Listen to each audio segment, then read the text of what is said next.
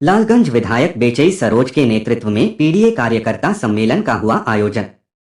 आपको बता दें कि उत्तर प्रदेश के आजमगढ़ जिले के विधानसभा लालगंज के शगुन मैरिज हॉल में पीडीए कार्यकर्ता सम्मेलन का आयोजन किया गया। विधायक बेचई सरोज के नेतृत्व में कार्यक्रम के मुख्य अतिथि धर्मेंद्र यादव सांसद आजमगढ़ रहे। मुख्य अतिथि को क्षेत्रीय विधायक बेचई सरोज ने माला पहनाकर उनका स्वागत किया। कार्यक्रम को संबोधित करते हुए सांसद धर्मेंद्र यादव ने कहा कि भारतीय जनता पार्टी चुनाव आयोग के माध्यम से बेईमानी पर उतारू है।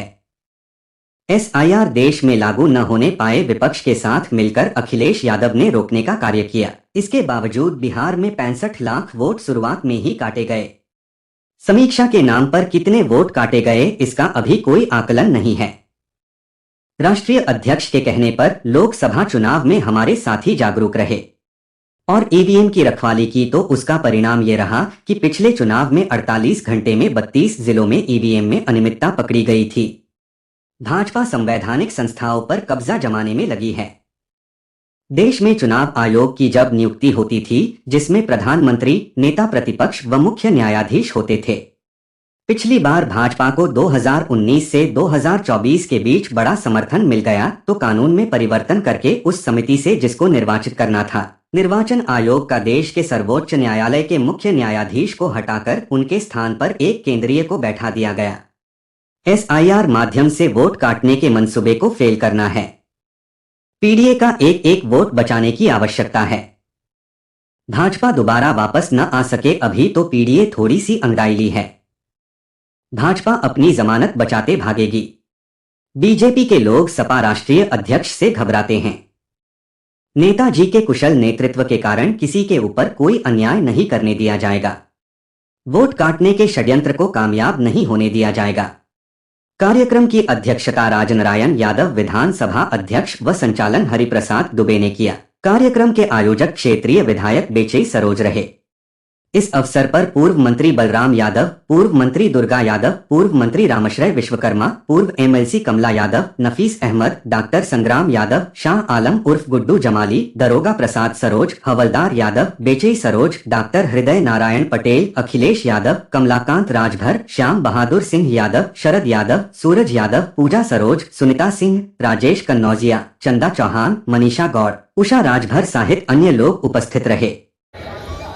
और मैं बता दूं आपको, सवाल आज वोट का नहीं है मेरे दोस्तों, सवाल देश को बचाना है और संविधान को बचाना है।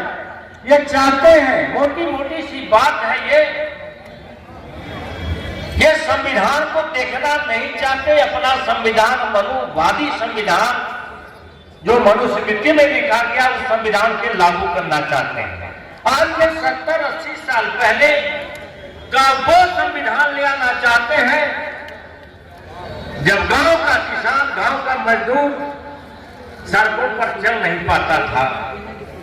अछूत और छूट इन्होंने बनाया, इसलिए उसकी परछाई। गुरु जी जब उठ गया तो कुछ बोल लेने दीजिए। आप बोल रहे हैं, सवाल यही है, कुर्सी का सवाल है कि कैसे गरीब का बेटा, दलित का बेटा, पिछड़े का बेटा, माइनॉरिटी का बेटा, पिछड़े का बेटा कैसे आईएएस बन जा रहा है, डॉक्टर बन जा रहा है। सवाल ये है, इसलिए शिक्षा से वंचित करने के लिए आपको उसी जगह फिर ले जाना चाह रहे हैं जब मनु का संविधान आज ले जाएगी। ये संविधान ले आना चाह रहे हैं। इसलिए हिंदुस्तान के लोगों और उत्तर प्रदेश के लोगों, लालगंज के लोगों, लड़ाई यहाँ तो आने वाली नस्लों को मिलती जाएगी।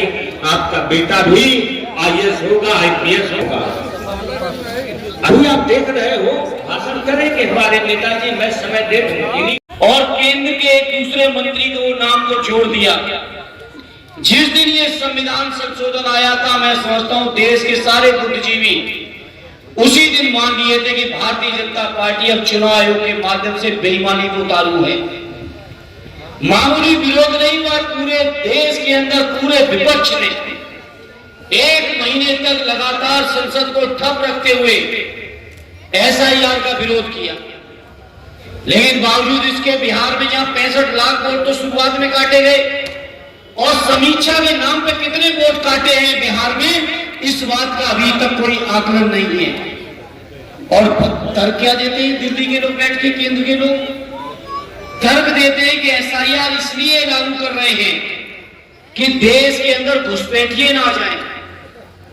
घुसपैठिए बताओ सिद्ध करने, या नस खून घुसपैठी है नहीं है, ये सिद्ध करने का काम आजादी के इतने सालों में कभी चुनाव आयोग का नहीं हुआ। लेकिन बीजेपी के लोगों को केवल बहाना चाहिए था। और अगर घुसपैठिए देश के अंदर हैं तो बताएं देश के प्रधानमंत्री, 11 साल से आप देश के प्रधानमंत्री हो, आप क्या कर रहे हो बताओ, इस बात का जवाब दो। बताएं बिहार के मुख्यमंत्री जो 20 साल से मुख्यमंत्री हैं, उन्होंने 20 साल में क्या किया। उत्तर प्रदेश में भी एसआईआर आ गई है, उत्तर प्रदेश के मुख्यमंत्री बताएं। में जब आप सब निकले थे आदरणीय राष्ट्रीय अध्यक्ष जी के आह्वान पर, तो केवल 48 घंटे के अंदर 32 जिलों में अनियमितता पकड़ी गई थी ईवीएम की। 48 घंटे के अंदर 32 जिलों में अनियमितता पकड़ी गई थी। लोकसभा में हमारे साथी जागरूक रहे और ईवीएम की रखवाली की, तो उसका परिणाम यह रहा कि आपके अकेले अपने 37, गठबंधन देके 43 और 5 अगर बेईमानी से ना हराते तो 48 सांसद अकेले उत्तर प्रदेश की जनता ने बना दिए। इसलिए मैं अपने कार्यकर्ता साथियों आपसे कहूंगा, कोई कार्यक्रम चले न चले अगले 1-2 महीने, लेकिन अपनी वोटर लिस्ट की और वोटों की रक्षा करना हम सबकी पहली जिम्मेदारी बनती है। भाजपा के पूर्व विधायक ने कहा कि अगर हिंदू लड़कियां मुसलमान 2 ले जाते हैं तो आप 10 लाख क्या करेंगे। देखिए, हम बीजेपी की किसी भी नफरत करें, इनके पास कोई मुद्दा नहीं है, कोई मर्यादा नहीं है, कोई नैतिकता नहीं है, कोई सामाजिक सरोकार नहीं है, सिर्फ नफरत फैला के सत्ता कैसे पा जाए। लेकिन हम बीजेपी वालों से कहेंगे कि अब जनता बहुत जागरूक है, अपने हक, अपने अधिकार जो बाबा साहब भीमराव अम्बेडकर जी ने संविधान में दिए, जिसके लिए श्रद्धेय नेताजी से लेके मान्यवर काशीराम जी से लेके बहुत सारे समाज सुधारकों ने संघर्ष किया और आज आदरणीय राष्ट्रीय अध्यक्ष जी कर रहे हैं। जनता अपने हक मांग रही है। बीजेपी के लोगों से कहूँगा कि मर्यादित रहना शुरू करें। सर, ये आईएमआईएम के प्रदेश अध्यक्ष शौकत अली साहब ने अभी एक ट्वीट किया था। उन्होंने कहा कि अब्दुल अब दरी बिछाने का काम नहीं करेगा, बिहार चुनाव में हम 18% हमको जगह चाहिए, हमें हिस्सेदारी चाहिए। देखिए, मुझे ये बात बिहार के लोगों के बीच जाके वो करें, मुझे नहीं मालूम क्या कहा उन्होंने। आपके बिहार पे मैं बात अपना बयान नहीं दे सकता जी। लेकिन हम ये जानते हैं समाजवादी पार्टी और आदरणीय राष्ट्रीय अध्यक्ष जी और पूरा इंडिया अलायंस पीडीए परिवार के लोगों के हक और अधिकारों को लेकर दृढ़ संकल्पित है। हर तरह से राजनीतिक न्याय से सामाजिक अधिकार, आर्थिक अधिकार, नौकरियों में संवैधानिक अधिकार जो भी देने होंगे पीडीए परिवार के लोगों को वो दे रहे हैं। और मैं समझता हूँ माइनॉरिटी के लोग हमारे पीडीए परिवार के हिस्सा। भारत सरकार और उत्तर प्रदेश सरकार से जो गौड़ समाज के लिए जो उत्तर प्रदेश में अधिसूचना जारी है, लेकिन अधिकारियों द्वारा प्रमाण पत्र नहीं बनाया जा रहा। इसका जवाब अधिकारियों से लीजिए, भाजपा से मांगिए। भाजपा से आप नहीं मांगेंगे, लेकिन मैं गौड़ समाज के लोगों को मैं भरोसा दिलाता हूं, उनकी आवाज को बुलंदी से रखने का काम करेंगे।